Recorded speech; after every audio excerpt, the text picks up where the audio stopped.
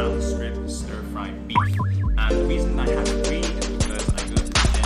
The other day I run at least once or twice a week. I play basketball as well. And so all of my meals need to be super high in protein. Next are the vegetables, and I've tried to keep it as simple as possible for this one. We just have 2 bell peppers over here, a bunch of bean sprouts. I don't know if you guys use this, but it's like my favorite vegetable to cook. The texture is just so good and crunchy. And I have 1 jalapeno pepper. I like a little bit of spice, and we have carrots too. And then the main grain that we're going to base this meal around is quinoa. Generally, most of the time, it's going to be most efficient to prep all of the veg. So cut up and clean all the vegetables that you do.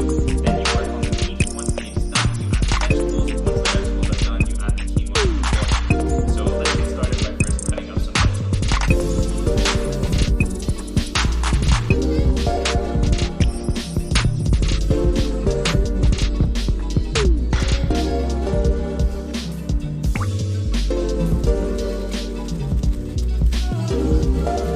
I totally forgot to add 2 different vegetables to the mix, and that is bok choy that I mentioned before, and also green onions. So I'm going to cut those up now and add them to the bowl.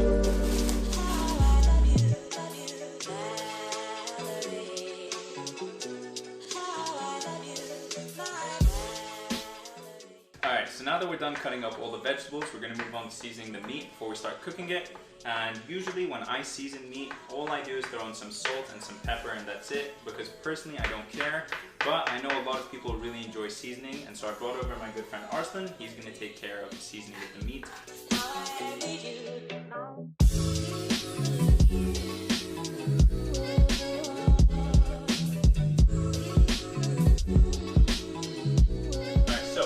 Now we're going to start cooking in the pan. The first thing you're going to need to do is cook the meat. Once the meat is done till about, I'd say 60-70%, I add on the vegetables, so that while the vegetables are cooking, we don't overcook the meat. And then after that, we'll add on the quinoa. Place down some olive oil, and I usually put it to about a medium height, but we see how the cook is going on with time, and we can adjust everything as we go along.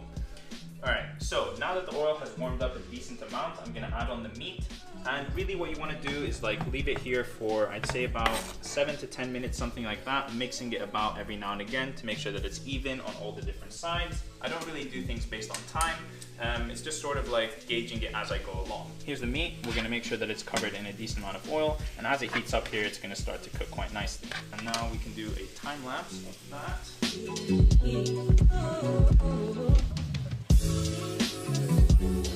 So now if you guys take a look, you can see that the meat is at least 70% cooked, something like that. So it's almost there.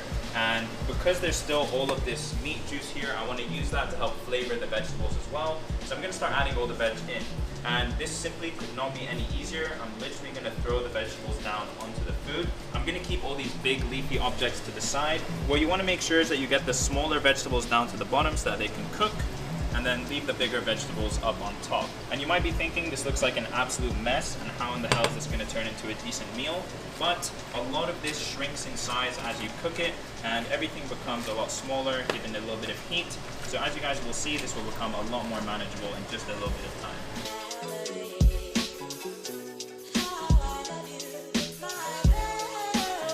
Alright guys, so now all of the vegetable volume has gone down. Let's take this piece of carrot. That is hot. That is really hot. I'm gonna wait a little bit more and then we'll add the quinoa. The vegetables cooked, the meat is cooked, and now what we're gonna do is add the grain. And so how I do this is also very, very easy. I literally just throw the couscous or the quinoa or the rice, whatever it is you're cooking with this meal, on top of the food.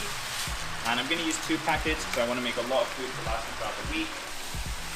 And now you just add a bunch of boiled water.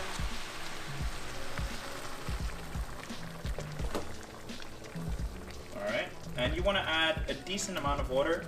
You might have to add water again if the quinoa is not fully cooked and it's reaching the point where the water is disappearing. But basically, that's it. You leave this on a light simmer. So you don't want to see that the water is boiling very strongly. You want to just have it bubbling a little bit. So the meal, a little bit less of a boil than that. But anyway, it's just going to stay like that for about now 10-15 minutes and the meal will be finished. So we'll catch up then.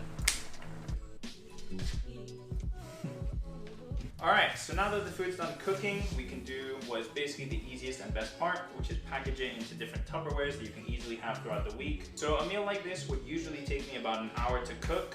That might sound like I'm exaggerating or something, but honestly not at all. I just put on a YouTube video to watch in the background, and I just burst through this, cutting up everything really quickly, putting everything on the stove, and it can honestly be done in an hour.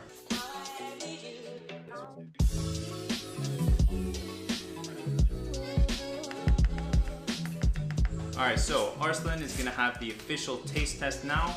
He's gonna let you guys know if this food is actually good or if I'm just chatting this whole time and I don't know what I'm doing. And yeah, let's see what it tastes like. Give your honest opinion. Like off camera? Very average. No, I'm kidding. It's actually pretty good. And it's